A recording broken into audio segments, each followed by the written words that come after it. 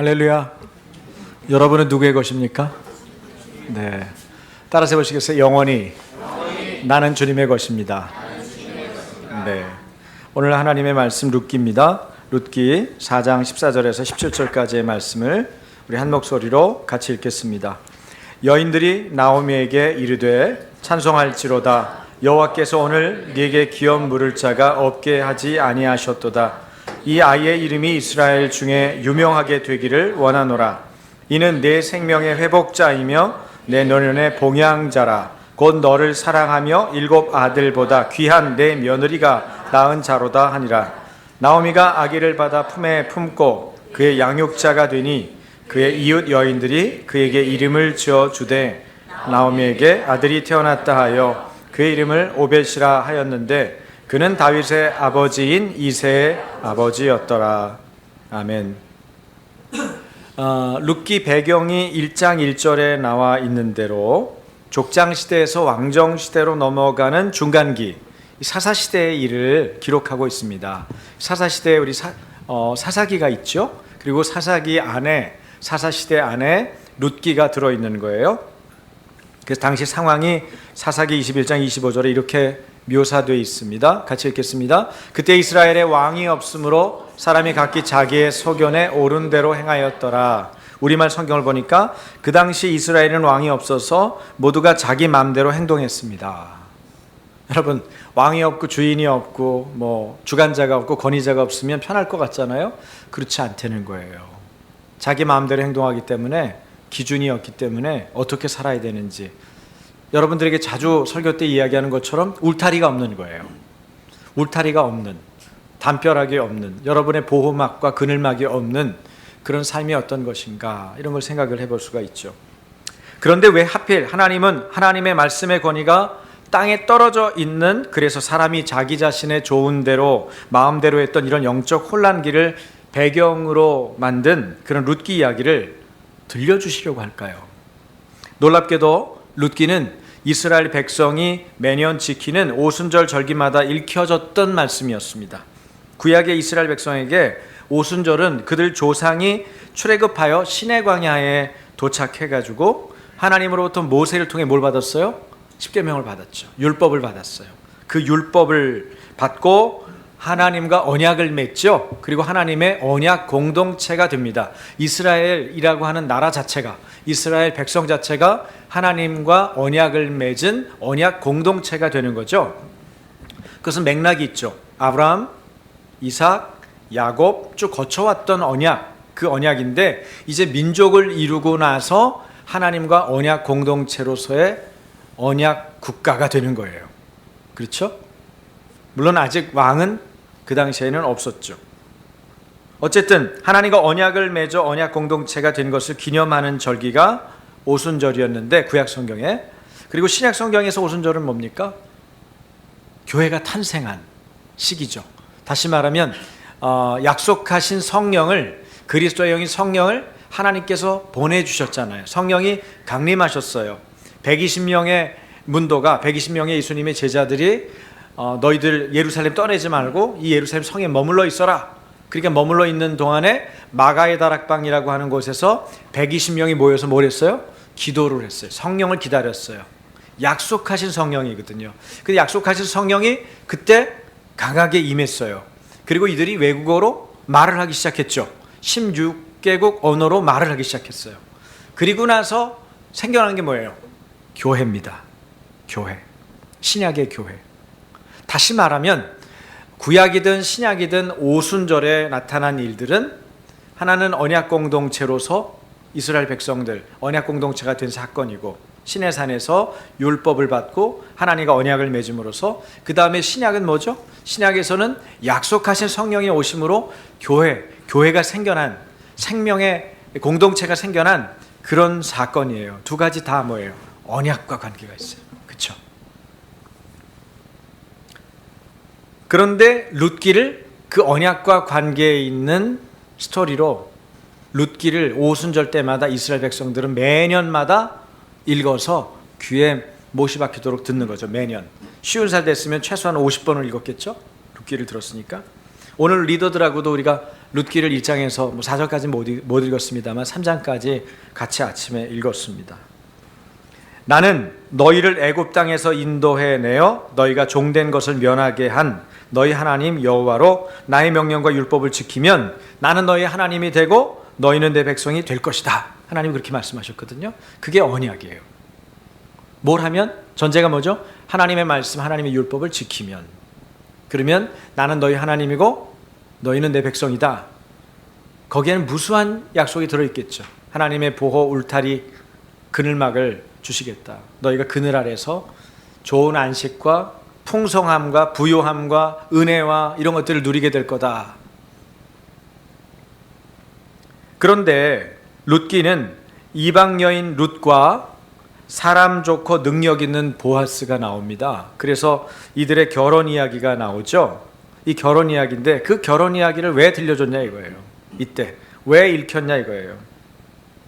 여러분 룻기는요 두 아들을 잃은 나오미 얘기입니다. 두 아들을 이민 가가지고 잃어요.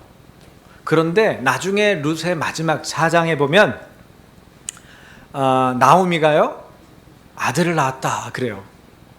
근데 사실은 나오미가 낳은 게 아니고 누가 낳은 거예요? 룻이 낳은 거예요. 누굴 통해서? 그 남편 사별하고 다시 결혼한 보아스를 통해서 낳은 아들이죠. 그러면 잘 생각해 보세요. 나오미하고 피가 섞였어요? 안 섞였어요? 안 섞였어요. 자, 여러분 이 궁금증, 이 궁금한 일, 도대체 나오미가 아들을 낳았다는 얘기가 무슨 얘기일까? 오늘 한번 그걸 생각해 보면서 말씀을 들어보시기 바랍니다. 여러분, 하나님께서 룻기를 여러분들에게 주시고 선물한 이유는 하나님의 백성을 향한 하나님의 마음을 알리기 위해서입니다. 무엇입니까? 하나님의 자녀 백성이 참으로 복되게 살았으면 좋겠다. 온전하게 회복돼서 살았으면 좋겠다. 그리고 하나님의 마음을 좀 알았으면 좋겠다. 그리고 너희가 어떤 존재인지, 어찌 살아야 하는지, 무엇을 지켜야 되는지 깨달으면 좋겠다. 그런 심정이 담겨 있는 책이 룻기라고 하는 책입니다. 그래서 여기에 이 룻기에 보면 이 회복 과정, 이스라엘의 한 가문의 회복 과정, 가장 암담하고 어두웠던 영적 혼란기에 묻혀 있었던 한 가정이 어떻게 회복되어 가는지를 이야기를 하고 있어요. 그런데 이 회복 과정이 하나님의 직접적인 개입에 의해서 회복이 되는 게 아니에요.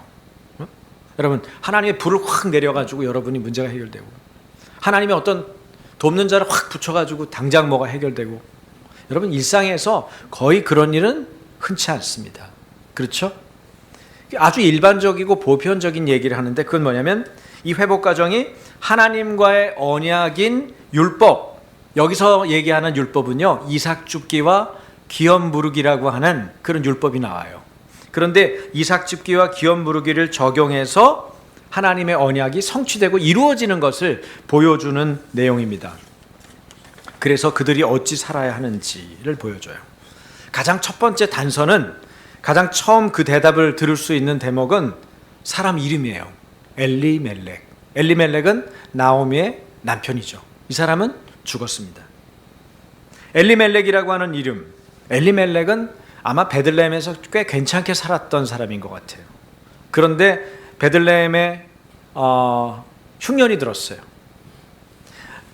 옛날 사람들 안에는 어떤 마음이 있었냐면, 여러분들 아마 안에도 이런 마음이 있을 수가 있어요. 여러분이 너무 많이 아프고 오랫동안 아프면 내가 죄를 지어서 이렇게 병이 들었나? 또 가물어가지고 흉년이 너무 오랫동안 가면 무슨 생각이 들어요? 우리가 무슨 범죄한 게 있어서 우리나라가 이렇게 되는 거 아니냐. 전혀 무관하다고 볼 수는 없어요. 그런데 어쨌든 그런 생각이 드는데 엘리멜렉도 아마 그런 생각이 들었는지 모르겠어요. 베들레헴이 흉년이니까 어떻게 했어요? 모압 땅으로 이민을 갔어요. 자기 혼자 이민 간 건 당연히 아니죠. 부인 나오미와 두 아들 말론과 기럐을 데리고 이민을 간 거예요. 여러분, 이스라엘 백성들은 약속이 있습니다. 이스라엘 백성들은 하나님의 땅에 머물러 있도록 요구하시거든요. 하나님이 그 기근을 극복할 수 있는 힘을 주시겠다고 약속해요. 하나님의 약속을 믿고 그 언약 백성이 언약을 지키는 것은 굉장히 소중한 것입니다.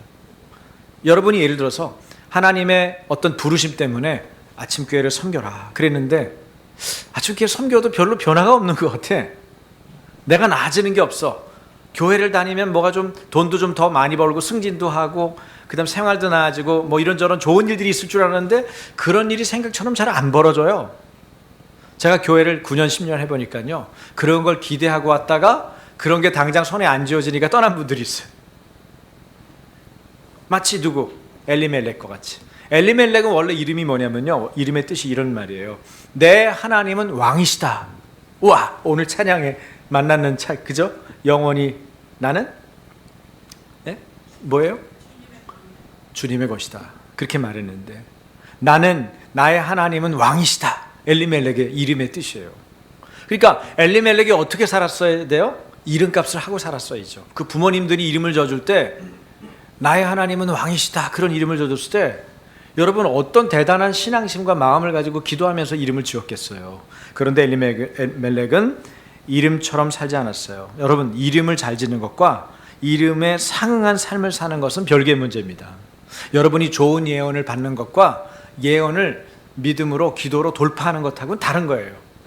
여러분이 어떤 꿈과 환상을 보고 외치는 것과 그것의 삶의 구체적인 적용점이 돼서 여러분이 그것을 성취하는 것은 다른 것입니다. 그래서 반드시 하셔야 돼요. 기도가 수반되고 그것을 철저히 지키고자 하는 열정을 가지고 하나님 앞에 나아가는 겸손함이 있어야 돼요. 어쨌든 엘리멜렉은 그렇게 살지 못하고 가족들을 이끌고 베들레헴으로 떠납니다. 베들레헴을 떠나서 그들이 간 곳은 모압 땅. 그리고 모압 땅에 가서 자기 아들들이 장성하니까 어떻게 해요? 모압 땅의 여인들하고 결혼을 시켜요. 이것도 안 되는 거예요. 왜? 과거에 하나님이 말씀하시기를 모압 사람들은 이스라엘 총회에 들어오지 못한다 그랬거든요. 그러니까 모압 땅의 사람들하고 관계하지 말라는 거예요. 혈연 관계를 잇고 사돈을 맺고 그런 짓 하지 마라. 하나님 말씀하셨거든요. 그런데 모압 땅에 이주한 것도 잘못한 건데 모압 땅에 가서 결혼도 그냥 아들들 다 모압 여인들하고 시켜버린 거예요. 옛날에 누구는 어떻게 했죠? 아브라함의 아들 이삭은 리브가를 얻으려고 같은 사람, 같은 동족들 찾아서 자기 늙은 종을 갖다가 사람들 붙여가지고 짐 잔뜩 싣고 그 찾으러 가게 하잖아요. 여러분, 아브라함의 믿음이 대단한 걸 아셔야 돼요. 지금처럼 교통이 편한 게 아니에요. 통신 시설이 잘 돼 있던 것도 아니에요. 근데 여기는 모압은 그렇게 먼 곳도 아니에요. 가까운 곳이야. 그런데 거기 가서 결혼을 시켜버려요. 그래서 며느리가 오르바, 룻, 그 며느리가 바로 룻입니다. 두 며느리 얻게 돼요. 문제는 거기서 아버지가 죽어요. 그리고 두 아들도 거기 거주한 지 10년이 안 되어서 죽어요. 세 남자가 다 죽어요. 고대 시대에 남자들이 죽는다는 건 뭡니까? 보호받고 권리를 주장할 때 앞세워야 될 가장 중요한 울타리가 사라진 거예요. 미래가 없죠. 어떻게 살아야 돼요? 절망 속에 빠져버리는 것입니다. 여러분, 이럴 때 사람들이 많은 질문을 합니다. 하나님은 도대체 지금 어디 있는 거야? 하나님은 도대체 어디 계시는 거야? 자기들이 저지른 일은 생각 안 하고 하나님이 도대체 어디 계시는 거야? 이런 질문을 하는 거예요. 룻기 1장에서 5절을 보면 하나님의 이름은 한 번도 등장하지 않습니다. 세 여인은 남편들의 죽음 뒤에 이민 간 땅에서 파산 상태를 맞는 거죠. 그 후 그들이 결정한 것은 고향 베들레헴의 식량 사정이 좋아졌다는 말, 이 말을 듣고 돌아가자는 것입니다. 하나님은 언제나 그렇습니다. 우리가 주님께로 삶을 돌이키는 것을 하나님은 원하시죠. 요한일서 1장 9절이에요. 다 같이 요한일서 1장 9절. 만일 우리가 우리 죄를 자백하면 하나님은 미쁘시고 의로우사 우리 죄를 사하시며 우리를 모든 불의에서 깨끗하게 하실 것이요. 이것을 믿고 돌이키면 삶의 흉년은 그치고 회복은 주어집니다. 할렐루야. 이것이 하나님의 언약과 약속이에요. 룻기의 엘리멜렉과 그의 가족은 자기 소견에 오른 대로 스스로 지혜롭게 여기는 결정을 해서 베들레헴을 떠나고 모압 여인들과 결혼시키는 아들들을 결혼시키고 마는 그런 결정을 합니다. 사람이 자기의 길을 계획하지만 그 걸음을 인도하시는 분은 하나님이라고, 여호와 하나님이라고 성경은 분명히 말하고 있습니다. 흉년 없고 풍성해 보이는 모압 땅, 그러나 그곳은 파산을 가져온 이주한 땅이요, 저주의 땅이었습니다. 내 하나님은 왕이입니다. 라고 고백하고 살았어야 하는 엘리멜렉 집안의 남자들이 모두 다 죽고 희망 없음, 절대 절망의 상황이 된 것입니다. 나오미는 자신의 죄를 떠올립니다. 그러나 성경에서는 나오미의 이 죄에 대해서 적극적으로 설명하지는 않습니다. 그 대신 보여지고 느껴지는 건 뭐예요? 룻기 1장에서 4장까지를 가만히 읽으면 나오미를 정죄하는 듯한 분위기의 말씀이 아니고 그럼에도 불구하고 나오미와 엘리멜렉 가문에 하나님의 헤세드, 하나님의 긍휼, 은총, 호의를 상징하는 하나님의 헤세드를 보여주는 그런 일들이 계속해서 나타나고 있다는 사실에 참 많은 은혜를 받습니다. 이것이 하나님의 복음이에요. 룻기 1장에 가장 많이 나오는 단어는 돌아가다라는 얘기예요. 1장을 보면 돌아가다는 얘기가 왜 이렇게 많이 나오는지 모르겠어요. 11번 반복됩니다. 구약에 여러 번 사용됐는데 모두 하나님의 이름, 여호와의 이름과 연관되어 사용됐습니다. 1장의 가장 중요한 주제는 그런 의미에서 돌아가는 것, 회개, 돌이킴이라고 말씀드릴 수 있어요. 여러분, 신앙생활에서 가장 중요한 것 중에 하나는 돌이키는 것입니다. 내 삶의 방향이 잘못됐을 때 그것을 과감하게 회개하고 돌이키는 거예요. 룻기가 쓰일 수 있었던 것도 바로 나오미가 복음을 듣고 돌이키는 선택을 했기 때문일 겁니다. 어떤 복음입니까? 베들레헴이 하나님의 긍휼을 입어서 다시 곡식을 내고 거기에 풍성해진 열매들이 생겼다. 하나님의 긍휼 때문이다. 그것을 알게 된 거죠. 소식을 들은 거죠. 그리고 그것이 단순한 사건이 아니고 거기 그냥 땅이 뭐 좋은 일이 벌어졌고 사람들이 먹고 사는 경제력이 좋아졌고 이런 그냥 지식적인 사건으로 그걸 본 게 아니라 영적인 일로 그것을 보고 받아들인 나오미의 영적인 해석 능력이에요. 이것이 신앙입니다. 그래서 자기의 연약함과 완악했던 과거들을 돌아보고 돌이키는 거죠. 누가? 나오미가. 하나님이 모든 것을 헤세드, 즉 그분의 긍휼, 인자, 사랑, 은총, 호의라고 설명하는 이 헤세드 관계 안에서 말씀을 끌고 가는 것을 우리는 볼 수가 있어요. 룻기에 나타나는 주요한 특징도 이런 돌이킴과 관계된 하나님과의 언약 관계에 대한 것입니다. 다시 말해서 하나님의 언약, 하나님과 어떤 언약 관계, 하나님이 말씀하신 것에 대해서 얼마나 우리가 그 말씀을 지키고 준수하느냐, 이것이 내 삶에 미치는 영향이 대단하다는 것입니다. 언약을 우리 삶에서 얼마나 성실하게 지키느냐가 인생을 얼마나 다시 회복시키느냐와 연관되어 있어요. 그러니 우리가 무엇으로 우리 믿음을 보여하겠습니까?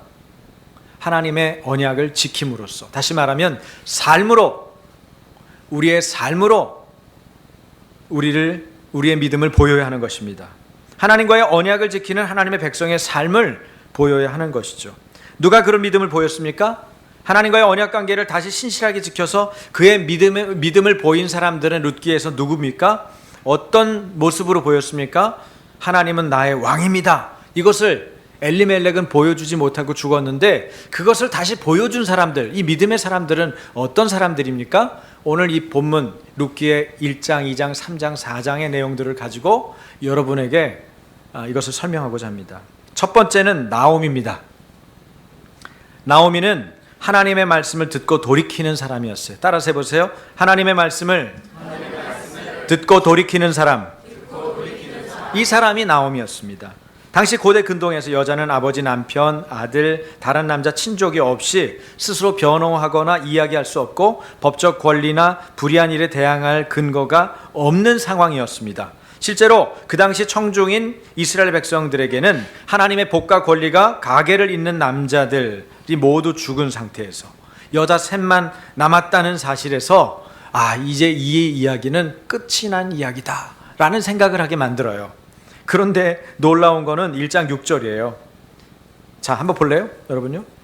룻기 1장 6절 같이 한번 읽겠습니다. 그 여인이 모압 지방에서 여호와께서 자기 백성을 돌보시사 그들에게 양식을 주셨다 함을 듣고, 복음이죠.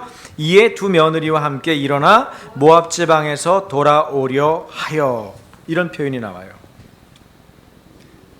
상황 종료인 상황에서 나오미는 다시 주어로 등장합니다. 의회의 시작입니다. 자신이 떠나온 유대 땅의 흉년이 끝났다는 소식을 듣고 그가 하나님께서 어떻게 일하시는지, 어떻게 일하셨는지를 아는 믿음을 보인 거예요. 여러분, 하나님을 아는 지식은 이와 같아요. 지식적인 믿음이 아니에요. 경험적인 믿음입니다. 체험적인 믿음입니다. 살아계신 하나님을 아는 것이 우리의 힘입니다. 그것을 여러분이 계속해서 확보하고 준비하는 것이 가장 중요한 신앙 실력이에요. 이스라엘 백성의 회개와 하나님의 구원의 역사가 일어나는 것임을 깨닫죠. 나오미는. 그리고 두 며느리와 함께 모압 지방에서 돌아올 힘을 얻습니다. 그러나 나오미가 그래요. 며느리들한테, 너희가 이미 내 남편, 시아버지죠? 그리고 너희들의 남편 기르온과 말론에 대해서 이미 헤세드, 여러분의 인자, 너희들의 인자를 베풀었다. 너희들의 사랑을 베풀었다. 너희들의 긍휼을 베풀었다. 충분히 할 만큼 했다, 며느리 노릇. 그러니까 너희 나라로 가라. 너희 친정으로 돌아가라. 너희의 신을 섬겨라. 그리고 시어머니가 아주 쿨합니다. 보내줘. 근데 며느리들이랑 진짜 잘 지냈나 봐요. 시어머니하고 이 며느리와 관계가 이 정도 되면 너무 좋겠어요. 안 간다는 거예요. 둘 다. 막 울고 난리가 났어요. 물론 옛날 시대라 그럴 수도 있겠지만 그것도 적당히 울다가 가잖아요. 근데 안 가는 게 둘 다. 안 가다가 한 며느리가 이제 드디어 시어머니의 설득을 듣죠. 이 오르바라고 하는 며느리는 현실성이 있는 것 같아요. 그죠? 이 젊은 나이에 청산 과부가 됐으니 어머니 따라가 봐야 뭐 특별한 일이 있겠어요. 어머니도 돈도 없고 보호자도 없고 보니까 땅도 팔고 왔다 그러고 가능성이 안 보이죠. 아주 현실감 있는. 그래서 오르바는 어떻게 해요? 모압 땅으로 그냥 자기 친정으로 돌아갑니다. 그런데 누구? 룻은 안 떠나요. 말론의 부인이었던, 네? 말론은 죽었죠, 이제 아들도. 그런데 안 떠나고 어머니를 쫓아가요. 어머니를 쫓아갈 뿐 아니라 어떻게 해요? 어머니가 믿는 하나님 나도 믿겠습니다. 어머니가 따르는 길 나도 가겠습니다. 와, 도대체 무슨 일이 있었을까요? 10년도 안 되는 기간 동안에. 그래서 룻은 시어머니를 쫓아가요. 그런데 그 룻의 그런 행동이 무슨 행동이에요? 바로 헤세드예요. 시어머니와 죽은 남편에 대한, 그리고 앞으로 이어질 일들에 대한 헤세드예요. 하나님의 헤세드가 사람들의 헤세드와 연결되어 있는 거예요. 여러분, 이것을 보면서 룻기를 봐야 룻기가 전체가 관통이 되면서 보이는 거죠. 복음은 나오미에게 돌이켜 올 수 있는 힘인 믿음을 주었습니다. 돌아가면 살리라, 이런 믿음을 일으켜줬죠. 그리고 이들은 어쨌든 베들레헴으로 다시 출발하게 됩니다. 로마서 10장 17절은 이렇게 말합니다. 믿음은 들음에서 나며 들음은 그리스도의 말씀으로 말미암았느니라. 그 다음 하나님은 나의 왕이십니다, 이것을 보여준 두 번째 여인은 지금도 등장했지만 룻입니다. 룻은 하나님 은혜를 갈구하며 붙쫓은 사람입니다. 2장 2절에 붙쫓는다, 잘 안 쓰는 말이잖아요. 이런 표현을 썼어요. 붙쫓았더라, 이런 말은 찰싹 달라붙은 걸 말해요. 여러분, 예수님이 뭐라고 그랬어요? 나는 포도나무여 너희는 가지니 너희가 나를 떠나서는 아무것도 할 수 없음이라 그랬어요. 우리가 예수님의 열매를 맺으려면요, 적당히 붙어가지고 열매가 안 맺혀요. 우리 저 꼬마 토마토를 위해 아기 학교 때 심었거든요. 그런데 제가 이번에 꼬마 토마토가 성장하는 과정을 처음 봤어요. 사실은요. 고추가 자라는 건 봤는데 이 꼬마 토마토를 키우는 건 처음 봤거든요. 근데 열매 굉장히 많이 맺혀요. 막 쉴 새 없이 맺혀요. 대단하더라고요. 한 그루가 도대체 꼬마 토마토를 몇 개를 맺는지 한번 세봤으면 좋겠어. 근데 그 꼬마 토마토 이게 열매가 무거우니까요, 나무가 힘을 쓰질 못하는 거야. 나무는 햇볕 방향으로 이게 자라잖아요. 그리고 줄기가 그쪽으로 많이 펼쳐지잖아요. 근데 꼬마 토마토가 맺혔어요. 많이 맺히니까 어떤 일이 벌어질까요? 나무가 쓰러지는 거예요. 그래가지고 나중에는 줄기가 보니까 반 정도 끊어진 그런 꼬마 토마토가 생기는 거예요. 그러니까 아무리 밑에서 뿌리가 물을 흡수하고 양분을 흡수해도 중간에 줄기가 부러져서 끊어져 있으니까 어떻게 됐겠어요? 위에가 썩는 거예요. 말라져 버리고 열매도 그냥 떨어져 버리는 거예요. 힘을 못 받으니까. 여러분, 마치 그와 같아요. 우리 인생이 예수 그리스도께 딱 붙어 있지 않으면, 여기로 말하면 붙쫓지 않으면은 그게 우리한테 양분을 공급하지 못해요. 영의 양식을 먹어야 영인 사람이 영의 사람으로서 건강하게 살 수가 있는데, 속 사람이 강건해야 겉사람도 다루고 우리가 모든 사람의 인간관계도 다루고 정서적인 안정도 유지하고, 그죠? 영적인 통찰력도 갖게 되는데 그거를 못 갖게 되는 거예요, 예수님에 붙어있지 않으면. 그래서 붙쫓는다는 말은 굉장히 중요한 말이에요. 근데 룻이 누구를 붙쫓았어요? 하나님을 신뢰하고 경외하는 나오미를 붙쫓은 거예요. 여러분, 자기가 믿음이 실력이 없으면 믿음 좋은 사람 붙쫓는 것도 지혜로운 거예요. 여러분이 누구를 모델로 삼았어요? 누구를 모델로 삼느냐가 참 중요해요. 돈을 추구하는 사람을 붙쫓으면요, 돈독이 올라요. 여러분, 돈독 올라보셨어요? 돈독 오른 사람의 특징이 뭔지 아세요? 네? 밥집에 데리고 가면 돈부터 계산해. 몇 명이니까 얼마 든다. 네? 차를 타면 몇 사람이면 얼마인데. 그래서 자기 이야기를 할 때 자기가 한번 생각해 보세요. 남이 얘기하면 좀 기분 나쁘니까 자기가 한번 생각해 보세요. 나는 이야기할 때마다 돈 계산을 한다. 그런 사람들은 산수를 잘해서 그런 게 아니에요. 네? 물론 예외자가 있어. 예를 들면 우리 행정간사나 이런 특별한 사무 때문에 그걸 자꾸 얘기할 수밖에 없는 입장이라면 다르지만, 여러분의 일상과 평소 생활이 항상 돈이다. 네? 얼마 들었네? 아, 얼마 싸게 샀어. 얼마네? 아, 이런 거 자꾸 얘기하는 분들 있죠? 사실은 돈독이 들은 거예요. 자기가 돈을 추구하는 사람을 붙쫓은 거예요. 제가 한 가지 예를 들었을 뿐이에요. 다른 것들도 마찬가지예요. 다른 것들도 여러분이 붙쫓았다는 게 뭔지를 알면 좋아요. 그래서 누구 옆에 붙어 있으면 좋겠어요? 예수님에게 딱 붙어 있으면 좋죠. 예수님에게 딱 붙어 있는 방법, 예수님을 추구하는 믿음의 사람들과 붙쫓아서 같이 사는 비결이죠. 어쨌든 룻은 나오미를 붙쫓았더라, 이렇게 얘기하고 있거든요. 그래서 이 붙쫓은 것을 통해서 전 인격적인 결합이 있었어요. 남편이 먼저 간 두 명의 며느리 오르바와 룻이 사실 선택하는 데 있어서 자기가 젊은 과부니까 재혼할 거, 또 이방 땅인 유다로 시어머니를 따라가는 것 자체가 어렵고 낯선 곳이니까 얼마든지 자기가 원래 살던 익숙한 곳에 머무는 것이 상식적이고 현실감 있는 결정이지만, 자, 룻은 새로운 신을 섬기기로 결정합니다. 이미 믿고 있었어요. 어머니가 믿던 그 하나님을요. 그리고 늙은 시모를 봉양하는 일을 결정합니다. 대를 이을 소망이 없는 일입니다. 남는 장사가 아니어 보입니다. 그런데 그 일을 룻은 결정합니다. 하나님을 경험한 그는 시어머니 하나님이 자신의 하나님이라고 고백하고 같이 동행할 결심을 확고하게 보입니다. 그러나 여러분, 현실은 현실입니다. 베들레헴으로 돌아왔어요. 자, 돈 없는 시어머니 쫓아왔죠. 어떤 일을 해야 돼요? 룻이 그 다음 한 일은 이삭 죽게 하는 거예요. 그래도 감사한 건, 자, 보세요. 구약의 이스라엘의 그 형편없는 사사시대에도 이 제도가 운영되고 있었다는 거예요. 그게 뭐예요? 이삭 죽게예요. 이삭 집기는 여러분이 보리를 재배한다면 보리 추수를 할 때 이 보리의 이삭을 떨어뜨리잖아요. 그러면 떨어뜨린 거를 싹쓸이 안 하는 거예요. 왜? 가난한 사람이 그걸 주워가서 먹을 수 있게. 사회복지 제도죠. 대단한 것입니다. 물론 그릇을 들고 가서 그것을 주워가는 거는, 그 행위는 안 돼요. 그러니까 그 가난한 사람이 게으른 쪽의 삶을 살도록 만드는 거는 안 되는 거예요. 네? 그 사람 그런 거 있죠. 여러분 그런 적 없어요? 저는 대학교 때 선생님들이, 교수님들이 강의를 하면 필기를 굉장히 잘했거든요. 제가 뭐 글씨 잘 썼다는 게 아니고 하여튼 필기를 안 놓치고 했어요. 그러면 필기를 하면은 그걸 꼭 복사해가지고 시험 공부해가지고 저보다 잘 보는 놈이 있어. 아, 그럼 열받죠. 하나도 필기 안 하고 수업 때 딴짓하다가 그냥 편하게 다리 꼬고 듣고 있다가 차 마시면서 시험은 저보다 잘 봐가지고 장학금 지급하고.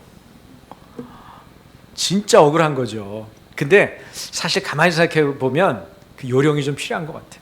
그리고 그 사람, 그 친구들한테 제 노트를 섬길 수 있었던 것이 제 나름대로는 이삭을 흘린 일이었더라고요. 그게 지금 생각해 보면 좀 감사하고 좋은 일인 것 같아요. 여러분들은 여러분의 인생에서 여러분의 삶 가운데 이삭을 어떻게 흘리세요? 보니까 요새 지혜맘들의 막 일이 벌어졌어요. 지혜맘 채팅방에 17명이 지금 엄마들이 들어와 있는데, 거기서 막 이분이 저거 물건 나누고 저분이 저 물건 나누고 막 그러는 거예요. 집에 이런 거 있는데 필요한 분 있어요? 선착순 3순위요. 그럼 1순위, 2순위, 3순위 착 가져가. 그러면 또 엄마가 다른 엄마가 뭘 탁 올리고 이런 거 좋으신 분 있어. 인형 필요한 거 가져가세요. 1순위, 2순위, 3순위. 3순위 요새 3순위가 유행이에요. 제 마음에서. 자기의 이삭을 나누는 거예요. 여러분 자기가 갖고 있는 것을 나누는 삶을 사는 건 참 행복하게 만듭니다. 그래서 지혜 마음 채팅방이 굉장히 지금 따뜻해요. 지금 이 더운데 무더운 여름에 막 따뜻한 게 아니고 이 분위기가 사랑스러운 분위기가 이렇게 쫙 있어요. 제가 가만히 지켜보면서 얼마나 행복한지 모르겠어요. 여러분 다른 사람과 자기 자신의 이삭을 나누는 건 굉장히 귀한 일이에요. 근데 이스라엘 백성들이 이 사사시대의 그 영적인 혼란기에 이걸 지키고 있었어요. 그리고 특별히 누가 지켰어요? 거기에 그 밭의 텃밭의 주인 보아스. 보아스는 베들레헴의 유력한 자라고 그랬어요. 유력하다는 거는 힘 있다는 거예요. 힘 있다는 얘기는 영향력이 있다는 거예요. 하일이란 말을 쓰거든요. 이 히브리어로 하일이란 말을 쓰는데 이 하일이란 말이 바로 그러는 거예요. 부, 덕 이런 말을 말하는 거예요. 여자가 하일인 사람이 누구예요? 잠언 31장의 현숙한 여인이에요. 잠언 31장의 현숙한 여인은 이 여인은요 지혜가 있거든요. 근데 지혜가 있는데 그냥 지혜가 있는 게 아니고 그 힘이 있어요. 실제적인 육체적인 힘이 있고 그 다음에 그 정신적인 힘이 있고 또 사람들과 인간관계를 잘 풀어가는 관계적인 힘이 있어요. 한마디로 요약하면 문제 해결 능력이 있어요. 문제 해결 능력. 여러분 미국 교육의 가장 핵심은 문제 해결 능력 아니에요? 여러분은 어떤 아이들 키우고 싶으세요? 문제 해결 능력. 그런데 저는 하나를 괄호를 앞에 넣고 싶어요. 영적인 통찰력으로. 영적인 통찰력으로 문제를 해결하는 능력이 있으면 좋겠어요. 엘리멜렉처럼 여기 야 지금 흉년이다 빨리 가자 짐 싸 그래가지고 다 밭도 다 팔고 떠나가지고 자기가 사람의 길을 계획했는데 하나님께서 그 길을 인도하시는데 결국은 자기 마음대로 자기 생각대로 자기를 스스로 지혜롭게 여겨가지고 어떻게 해요? 결국은 이민간 땅이 축복의 땅이 부요의 땅이 아니고 저주의 땅이 돼버리잖아요. 파산 상태가 돼버리잖아요. 여러분 우리가 이런 짓을 얼마나 많이 하는 줄 아세요? 그러므로 여러분 여러분의 머리를 의존하지 마십시오. 여러분의 명철을 의존하지 마십시오. 하나님은 뭐라고 얘기했어요? 범사에 하나님을 여호와를 의지하라. 하나님을 의지하려면 여러분 머리에서 가슴으로 내려오는 신앙이 필요해요. 머리에서 가슴으로 내려오는 신앙이 필요해요. 내 머리보다 하나님의 말씀이 더 우선되는 그런 신앙이 필요해요. 그것이 뭡니까? 하나님과의 언약 관계를 소중히 여기는 태도예요. 제가 지난번에도 말씀드렸죠. 부모님을 공경한다는 것은 부모님을 중하게 여기는 거예요. 부모님을 욕한다는 건 뭐예요? 부모님을 저주한다는 건 그분을 가볍게 여기는 행동이에요. 그래서 가볍게 여기는 건 하나님 죽이겠다고 그랬잖아요. 부모님을. 하나님에 대해서는 어떻게 했어요? 하나님의 언약 관계를 여러분이 중하게 여기세요? 그럼 그 중하게 여기는 행동을 삶으로 보이십시오. 그 언약 관계에 대한 준수가 여러분의 삶의 회복을 여러분의 삶의 구체적인 영역에서의 일으킴을 행사하도록 이끌어가는 거예요. 말씀은 역사합니다. 믿음의 말씀은 역사합니다. 우리가 그 말씀을 존중할 때, 하나님을 존중할 때, 하나님을 중하게 여길 때 그 일이 여러분을 회복시키는 거예요. 내가 무력해서 도저히 일으킬 수 없는 그 상황을 하나님은 여러분을 충분히 일으킬 수 있어요. 할렐루야. 룻의 삶이 그랬다는 거예요. 나오미의 삶이 그랬다는 거예요. 엘리멜렉의 가문이 엘리멜렉은 끝났지만 그 가문을 이을 수 있는 기업 무르기를 통해서 그렇게 하셨다는 거예요. 여기서 율법, 구약의 율법 두 가지가 나온다고 그랬죠. 하나는 이삭 줍기, 하나는 기업 무르기. 자, 이 기업 무르기는 설명이 조금 필요해요. 기업 무르기는요, 원래는 토지 무르기에서 얘기할 수가 있어요.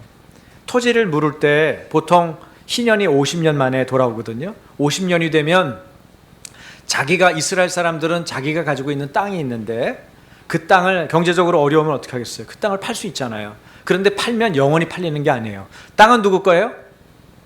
내가 돈 주고 샀으니까? 아니에요. 내게 아니에요. 땅은 하나님의 것이다. 그렇게 성경이 이미 얘기해 놨어요.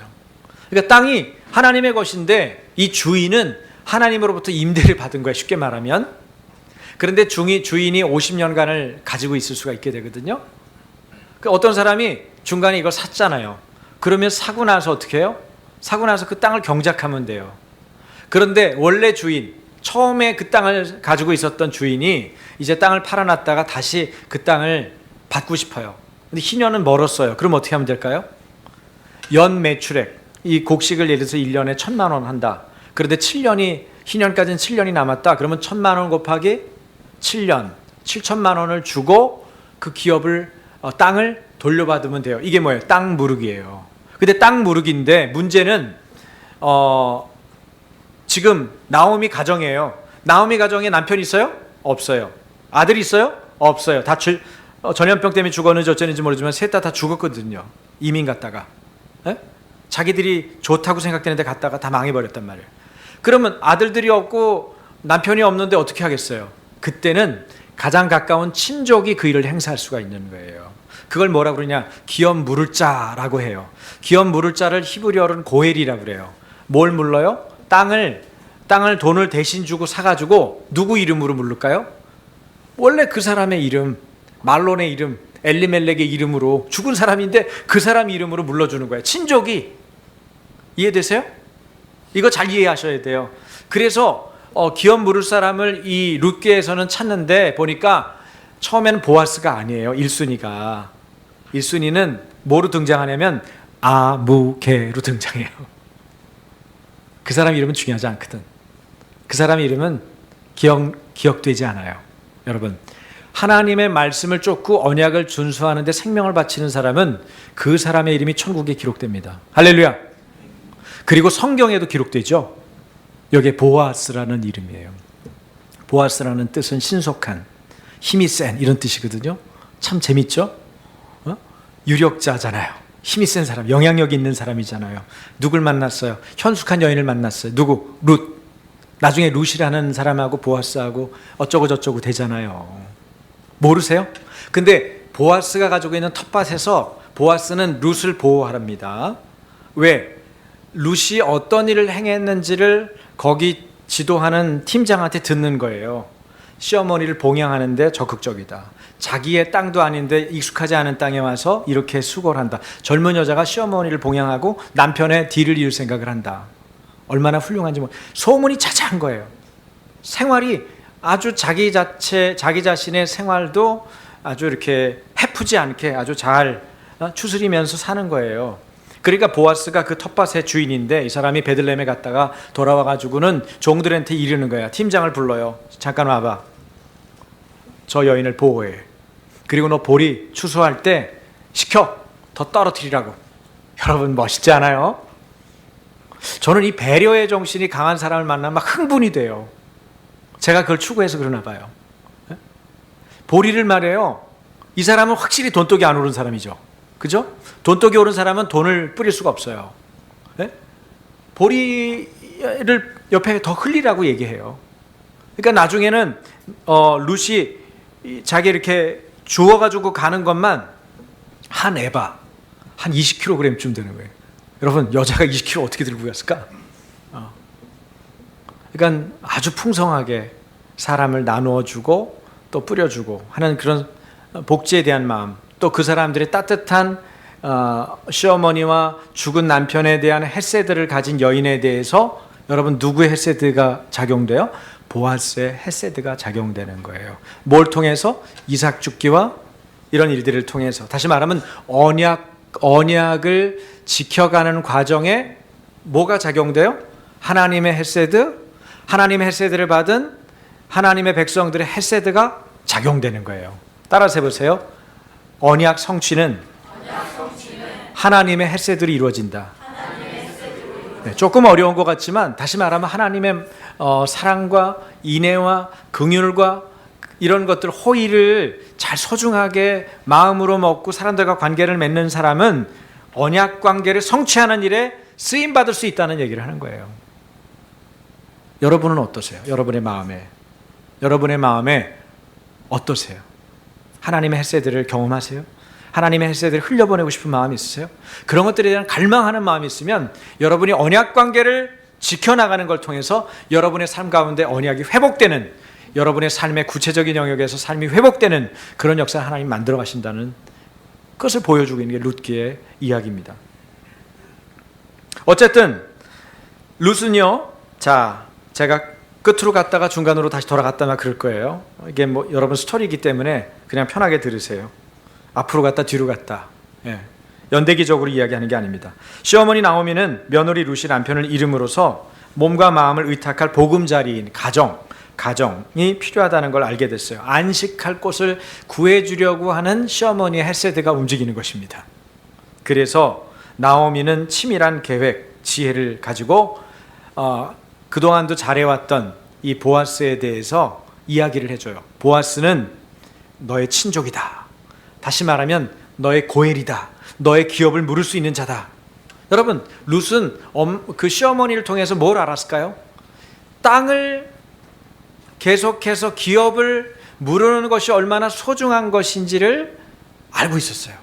여러분, 기업 물으는 거, 이 고엘 제도가 얼마나 중요하냐면요. 여러분, 그 다말 기억나세요? 다말?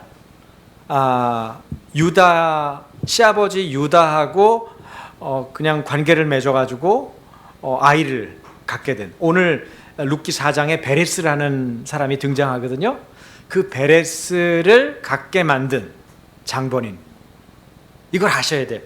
잘 모르시는 분은 이제 창세기를 읽을 수밖에 없어요. 창세기 30장 이후를 읽으면은 그 스토리가 나오는데 좋아요. 어쨌든 오늘 성경 읽기 시작하는 거니까. 근데 그 유다, 시아버지 유다한테 창녀처럼 위장해서 들어갔던 다말을 나중에 죽이려고 하죠. 당연히 그렇지 않겠어요? 며느리가 엉뚱한 짓을 했으니까. 근데 보니까 다말에게 들어간 남자가 누구냐면 시아버지야, 자기야. 너무 기가 막히잖아요. 그리고는 이렇게 얘기해요. 네가 나보다 낫다. 네가 나보다 의롭다. 그렇게 말을 하거든. 왜 그랬냐? 바로 이것하고 연관있는 거예요. 기업 무르기와. 기업 무르기. 땅을 잇는 것. 여러분, 하나님의 축복은 두 가지로 온다고 성경에, 구약 성경에 쭉 이야기되고 있죠. 하나는 뭐예요? 하나는 자손 번성하는 걸 통해서. 또 하나는 건 뭐예요? 땅을 기업으로 주는 걸 통해서. 그 당시에 그렇게 이해를 했어요. 그 두 가지로 이해를 하고 있었는데, 하나님의 백성에게 주신 땅을 판다는 것은 물론 희년이 돌아올 때 그것을 다시 회복할 수 있다고 하지만 기업 무르기를 통해서 회복해야 될 수밖에 없는 이런 지금 나오미 가정 같은 경우는 굉장히 어려운 상황이죠. 토지법을 준수한다는 것은 무슨 얘기입니까? 하나님의 부름을 자각하고 하나님의 백성답게 사는 것을 말하거든요. 하나님의 언약을 지키는 것을 말해요. 그래서 다말이라고 하는 며느리는 목숨을 걸고 자기 남편의 기업을 이어가기 위해서 자기 인생에 한 번도 해보지 않은 행동, 다시 말하면 그쪽의 남자의 씨를 받아서 아이를 낳고 기업을 무르르는 그런 일들을 해나가는 것을 볼 수 있어요. 원래가 유다가 약속했었는데 시아버지 유다가 오히려 약속을 어긴 꼴이 됐기 때문에 시아버지 유다가 나중엔 결론을 내리죠. 며느리를 죽이지 못하죠. 그리고 뭐라 그래요? 네가 나보다 의롭다. 그렇게 말을 하는 이유는 바로 이런 배경이 있는 거예요. 토지법을 폐기하거나 무시한 것은 그 당시에 이스라엘 백성들이나 이스라엘 공동체에는 하나님의 언약을 저버리는 것과 같은 거예요. 그러니까 하나님의 언약을 저버리는 것은 있을 수가 없는 거죠. 그래서 이스라엘 사람들은 항상 땅을 다시 찾는 것이 중요했어요. 그리고 자신의 소유가 아니라 여자와 결혼해서 낳은 아들로 상속이 이어지는 거예요. 그러니까 보아스가 룻과 결혼하게 돼도 어떻게 되는 거예요? 룻의 남편인 말론의 땅이 되고 말론의 기업을 이어주는 것이 되는 거예요. 자기가 돈을 내니까. 그러니까 첫 번째 기업 물을 짜였던 아무개는 기업을 안 받겠다 그래요. 처음에는 땅을 판다니까 자기가 득이 될 것 같으니까 그럼 내가 기업을 물어줘. 이렇게 말을 해요. 성경에 보면은. 그런데 다시 설명을 해주거든요. 당신이 그러면 이렇게 해야 되고 룻하고도 결혼도 해야 되고 결혼해서 그 집 시에 이렇게 기업을 물려주는 일을 해야 된다. 땅을 물려주는 일을 해야 된다. 그런 얘기를 설명을 하자마자 나는 손해가 되는 짓은 안 하겠습니다. 그렇게 얘기를 해요. 그래서 아무개는 아무개라는 걸로 이름이 없이 이렇게 그냥 쓰여서 쓱 지나가고 누가 결론이 났겠어요? 보아스가 결론이 나요. 근데 보아스는 룻을 봤거든요. 룻이 어떤 여자인지 알아요? 그 여자에게는 헤세드가 있어요. 자기도 헤세드가 있는 사람은 남이 헤세드가 있는 거를 빨리 알아보죠. 그래서 어떻게 해요? 그 여인에 대해서 좋은 마음을 갖고 있어요. 그런데 이 남자의 한 가지 나쁜 점이 있어요. 이 남자는 돈 많죠, 문제 해결 능력 좋죠, 인간관계 좋죠, 사회적으로 명망 있어요. 근데 한 가지 나쁜 게 뭔지 아세요? 네? 나이가 많아요. 나이가 많아요. 그런데 어머니가, 나오미가 룻한테 이렇게 얘기하죠. 보리 타작마당, 평평한 땅이에요. 이제 보리 추수에 이제 마무리 작업하는 그곳에서 이제 작업을 끝내고 나면 뭐 한잔 할 거 아니에요. 밥도 먹고. 그러면 이제 쉴 거다 거기서. 그럴 때 그 남자가 누우면 발치에 네가 누워라 가서. 그리고 가기 전에 준비해라. 목욕제게 하고, 그 다음에 기름으로, 왜 그 당시에 왜 기름을 했겠어요? 향수 역할을 했거든요. 기름을 바르고 준비를 해가지고 그 남자 발치에 누워라. 그러면 그 남자가 깜짝 놀래가지고 너한테 어떻게 하라고 얘기할 거다. 그 사람이 뭘 해야 되는 사람인지 자기의 의무를 생각하게 될 거다. 다시 말하면 보아스가 고엘, 기업 물을 자인 자기 자신이 어떤 역할을 해야 되는 존재인지를 깨달을 거다. 그 얘기를 알려주는 거예요. 룻이 이런저런 생각 안 하고 어머니 말씀대로 그대로 합니다. 그때 정말 그런 일이 벌어져요. 그래서 보아스가 깜짝 놀래죠. 자다가 말고 발에 뭐가, 여자가 이렇게 밟히니까 놀랬을 거 아니에요. 그래서 그 일을 계기로 해서 그대로 넌 쉬고 사람들 없을 때 이렇게 조용히 나가라. 내가 문제를 해결하겠다. 그러고서는 성문 앞으로 가서, 그 당시에 성문은 외교와 정치와 경제와 모든 것들이 모여지는 회의 집합 장소예요. 그래서 원로들 10사람을 부르고 마침 그 아무개가 지나가는 거야. 기업 물을 자 1순위가 지나갈 때 그 사람을 부르죠. 그리고 네가 기업을 물을 거냐? 네가 고엘 제도에 대해서 기업 물르는 자로서 행사를 하겠냐? 안 하겠다고 얘기했다고 그랬잖아요. 안 하겠다고 하니까 결국 보아스는 준비한 대사를 하죠. 내가 그 여인에게 들어가서 내가 고엘로서의 역할을 하고 그 땅을 회복시키고 이 자녀 말론에게 이 기업을 물려주는 일을 역할을 하겠다. 내가 책임지겠다. 그런 얘기를 하는 멋쟁이죠. 그렇지만 그 남자가 양심은 있어가지고 이렇게 얘기해요. 룻한테 가가지고, 내가 늙은 잔데 젊은 사람들도 많은데 돈이 많고 적구를 떠나서 늙은이한테 찾아온다는 건 있을 수가 없는 건데 너가 어떤 이유 때문에 나를 찾았는지 안다. 그것은 처음 이내보다 나중 이내가 크다. 그 얘기를 하거든요. 그 헤세드를 또 사용해요. 그 말을. 그게 뭔지 아세요? 처음 이내는 남편이 죽었는데도 불구하고 시어머니를 봉양하는 그 룻의 헤세드를 말하는 거예요. 나중 이내는 죽은 남편의 뒤를 이어서 기업을 물르는 일에 대해서 자기가 책임감을 가지고 삶을 헌신하는 그런 헤세드를 말하고 있는 거예요. 그래서 룻이 그런 모습으로 삶을 사는 것에 대해서 보아스가 너무 기쁜 마음과 감사한 마음과 존경하는 마음을 갖죠. 그리고 룻을 맞아요. 딴딴따단 결혼식이 벌어집니다. 어떻게 됐을까요? 룻과 보아스가 결혼하게 된 거예요. 룻은 물론 재혼이죠. 그리고 아이를 낳아요. 그 아이의 이름이 오벳이에요. 여러분 한번 보세요. 어떤 일이 벌어졌는지. 그 오벳은 4장에 나옵니다. 4장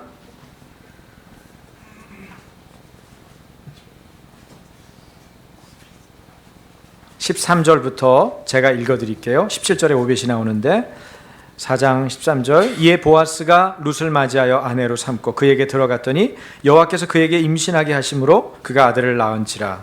여인들이 나오미에게 이르되 찬송할지로다.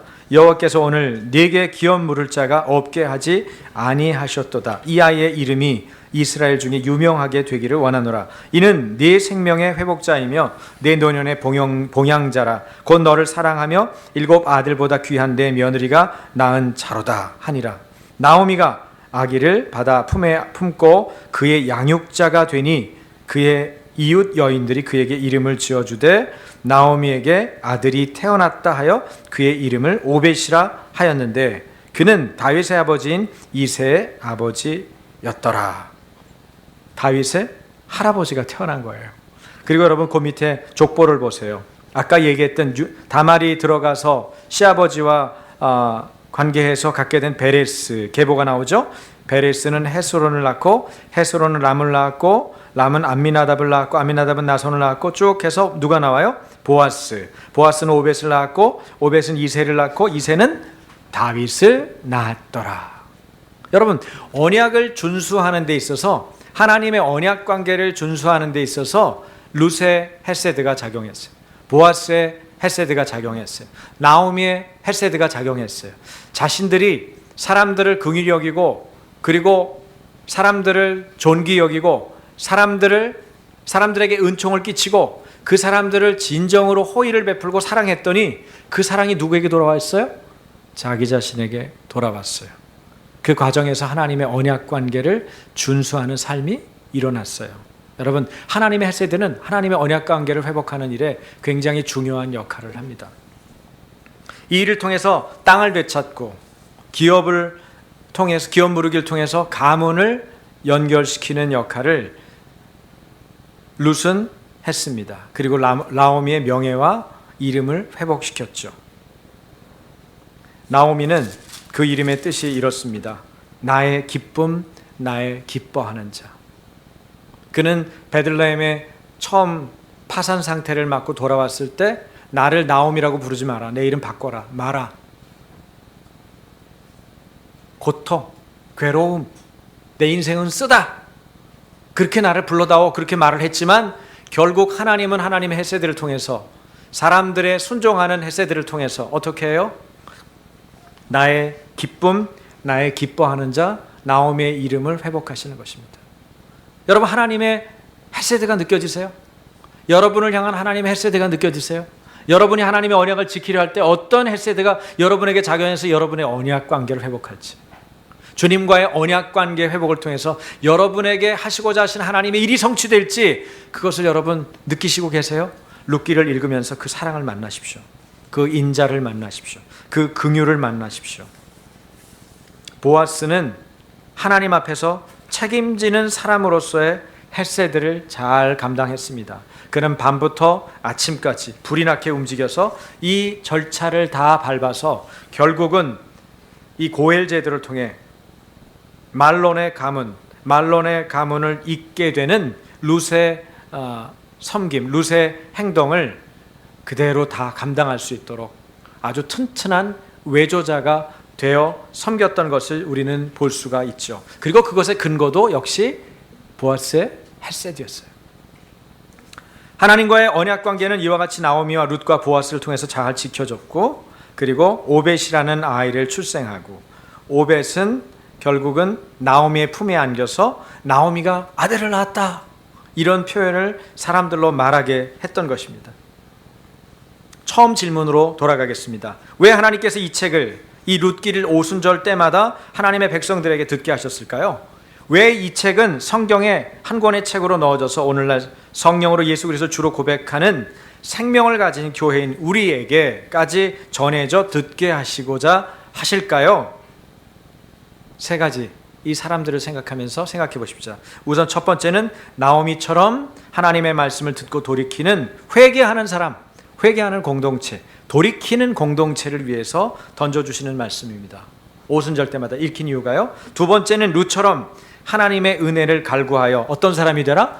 붙쫓는 사람, 착 달라붙어서 떨어지지 않는 그런 사람이 되도록 하기 위함입니다. 은혜를 갈망하는 마음에서 끝까지 꾸준히 온전히 순종하는 사람이 되려는 거죠. 세 번째는 보아스처럼 하나님 앞에서 기왕 삶을 살려면 헤세드를 가지고 책임지는 사람이 되라고 하시는 말씀이 들어있는 거죠. 이들 모두가 보여줬던 하나님과의 언약 관계를 소중하게 여기며 중하게 삶으로 보여주는 이 사람, 교회 공동체가 되라는 하나님의 명령, 준엄한 명령이 여기 있는 것이죠. 제가 위에 여러분들이 놓칠까봐 PPT에다 다 준비를 했어요. 이것을 가지고 오늘 기도하면 좋겠습니다. 이 세 가지 중에 여러분이 걸리는 것이 있으면, 여러분의 영적인 삶, 머리에서 가슴으로 내려오려고 할 때 여러분 안에 걸리는 것이 있죠? 누구나 다 있을 것입니다.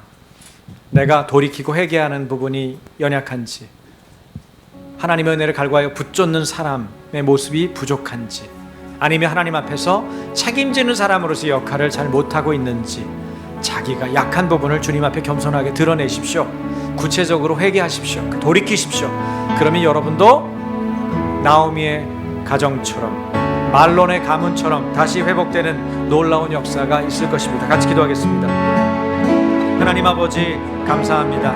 영적 혼란기에도 말씀을 통해서 우리를 회복시키시고 가문을 회복시키시고 기업을 회복시키시고 우리의 삶의 과정 안에 주시고자 하시는 하나님의 복을 회복시키시는 하나님의 사랑과 경륜을 인하여 주님을 찬양합니다. 주님, 내가 주님을 붙잡겠습니다. 떨어지지 않고 착 달라붙어 있겠습니다. 주님의 말씀에 붙어 있겠습니다. 주님께 기도함으로 그 거룩을 추구할 것입니다. 하나님 아버지, 나의 삶에 주의 말씀에 진리의 말씀을 깨닫게 하시고 나를 인도하여 주시옵소서. 성령님, 룻처럼 붙잡는 사람이 되게 하시옵소서. 은혜에 갈급한 사람이 되게 하시옵소서. 사람들을 헤세드, 그들의 하나님의 긍휼과 하나님 은총과 또 하나님 호의를 가지고 선함을 가지고 섬기는 하나님의 사람이 되겠습니다. 주님, 우리를 인도하여 주시고 우리 교회 공동체가 책임지는 공동체가 되게 하여 주옵소서. 보아스처럼 힘이 세고 신속하게 어려운 이웃들과 하나님 삶의 갈 길을 찾지 못하는, 그래서 울타리가 사라져버린 많은 하나님의 사람들을 향하여서 달려갈 수 있는 신속한 하나님의 사람들이 되게 하여 주옵소서. 주님, 힘이 센 사람이 되게 하여 주시옵소서. 책임지는 사람이 되게 하여 주시옵소서. 문제 해결의 능력을 주시옵소서. 영적 통찰력을 가지고 문제를 해결할 수 있는 하나님의 사람으로 거듭나기 원합니다. 주님, 우리들에게 하나님의 혜세들을 부어주신 것 감사합니다. 나의 영적인 하나님 죄로 인하여 나의 땅을 잃어버리고 영적인 땅을 소실했던 저희에게 예수 그리스도를 통해서 우리의 고엘, 우리의 기업물을 짜이신 예수 그리스도를 통해서 우리를 회복시켜주신 주님을 사랑하고 주님 앞에 영광을 돌려드립니다. 우리가 진심으로 진정성 있게 나의 삶의 모든 자리 안에서 하나님을 섬기는 하나님의 자녀가 될 수 있도록 주님 우리를 지도하여 주시고 하나님 걸음을 인도하여 주시옵소서. 성령님, 우리가 하나님 나오미처럼 아들을 낳았다 이런 고백이 될 수 있도록 사랑하는 지체들, 가정들, 하나님의 종들의 기업들 위해 기업물을 자를 찾아주시고 그들의 삶 가운데 땅과 자녀를 주시고 하나님 그 모든 일들을 회복할 수 있는 은혜를 주시되 그들의 하나님의 언약 관계를 회복하는 하나님의 종들이 되게 하여 주시옵소서. 주님을 찬양합니다. 주님을 찬양합니다. 주님을 찬양합니다. 영광 가운데 인도하여 주시옵소서. 아버지 하나님, 사랑하는 종들이 하나님의 혜세들을 받았습니다.